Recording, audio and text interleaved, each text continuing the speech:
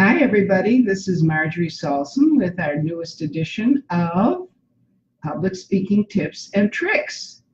And today we're talking about networking, which is one of the things that makes people feel really uncomfortable, salesy and sleazy and pushy, and people avoid it because it's just not something that people feel comfortable doing. So I promised in my initial label that I would give you two crucial networking tips. I'm actually going to give you three sets of two.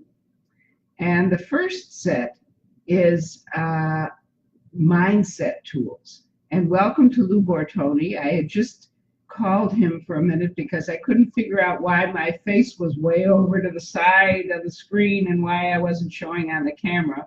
But I did figure it out, Lou, so thanks anyway.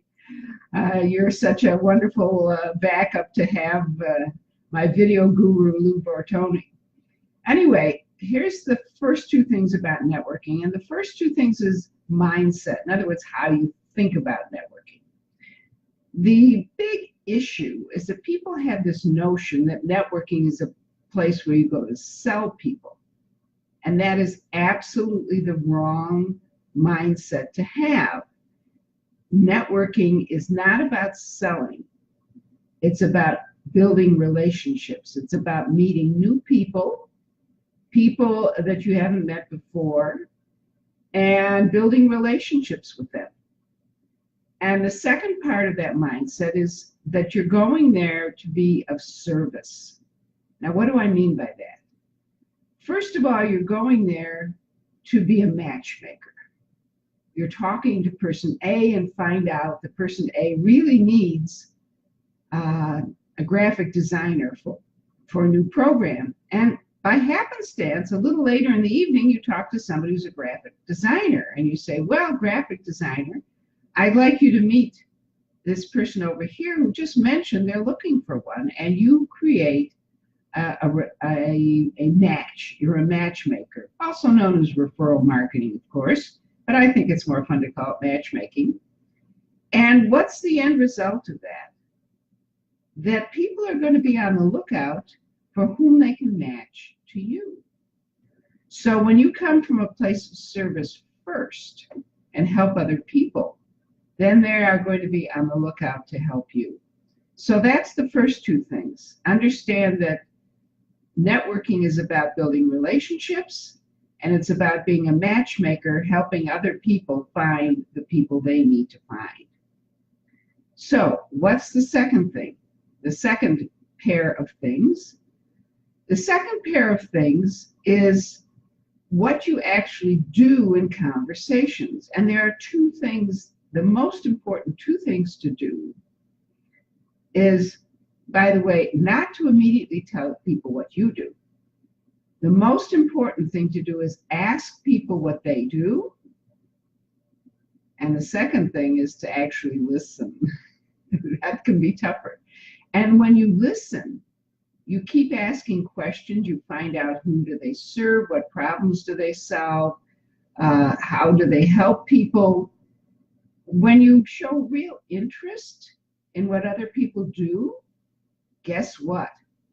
They're likely to start showing some interest in you and what you do. So that's the second two things that I wanted to share with you. Ask questions about what the other person does and listen carefully so that maybe you can be a matchmaker. Or maybe you can hear something that will give you a clue that that person might need your service. So now we come to the third pair of things I want to share, my third pair of tips. And that's when somebody asks you, so what do you do? Instead of coming out with a canned speech, elevator pitch, whatever, which sounds like a canned speech and which turns everybody's hearing aids immediately off, or hearing, whatever, because it sounds like a canned speech and you're not really relating to people. What's much better is to go and ask a question that relates to the problem, the major problem that you solve. So let me give you an example of what I do. I'm in the business of helping people with public speaking, which I define as any time you talk to somebody other than yourself, of course. And so I ask a question related to that. I say, could you tell me, have you ever been in a situation where you really wanted to say something to somebody? I mean, you really, really, really wanted to say something to somebody or ask somebody something or something along those lines, and you just couldn't get yourself to do it? And frankly, I've never run across a person who's never had that experience. And then I followed up with another question. I said, have you then beat yourself up afterward for missing a great opportunity? And generally speaking, most people have. And then and only then do you say, well, what I do is help people to become calm and confident in any speaking situation, whether they're talking to one person or 1,000. And here's my bonus tip. Then I ask one final question, because I never ask anybody directly for business. I ask what I call the soft referral request. Do you happen to know anybody who might need that kind of assistance? And you'll get one of three answers. I do. Come to me. I need you. Well, that's kind of unusual. Or they'll say, yeah, my friend Jane has a real problem. She's in business and she simply can't pick up the phone to call anybody.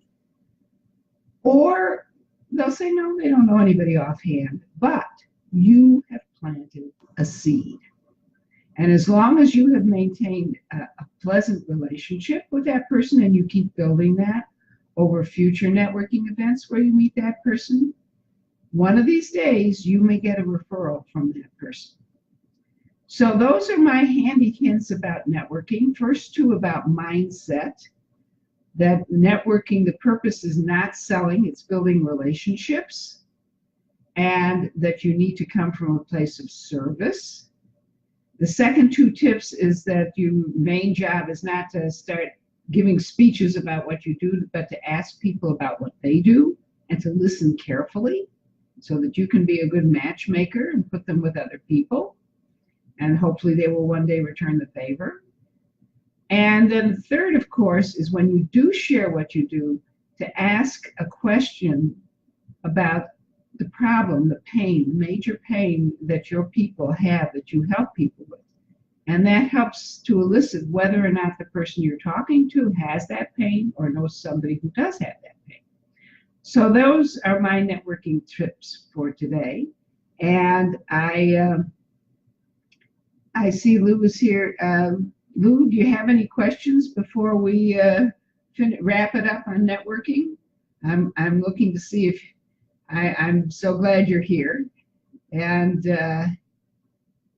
yeah, my call, when I called you, I called Lou for a rescue because I couldn't figure out why I was off camera. And then I ended the networking session and then I started it again. And then I saw that I hadn't stopped to pick the webcam instead of some off, some other camera, which I don't have. Anyway, that's my story. And when it comes to doing Facebook Live, it is definitely a work in progress and it's a learning experience. And I have already decided that I'm going to develop a free report, Facebook Live for non-techies, which is what I am. I'm sort of technical, but I'm putting together a report. It's my plan. Everything you need to do the Facebook Live, and then everything I learned from Lou about how you download the video and embed it on your website in an email and put it on YouTube and all that other good stuff, so that you can make videos and get the word out about what you do in as many places as possible. So thank you so much for being here. And, Lou says sounds good. Well, if my video guru says it sounds good, then it's a good thing. And I thank you for being with me. Take care and bye-bye.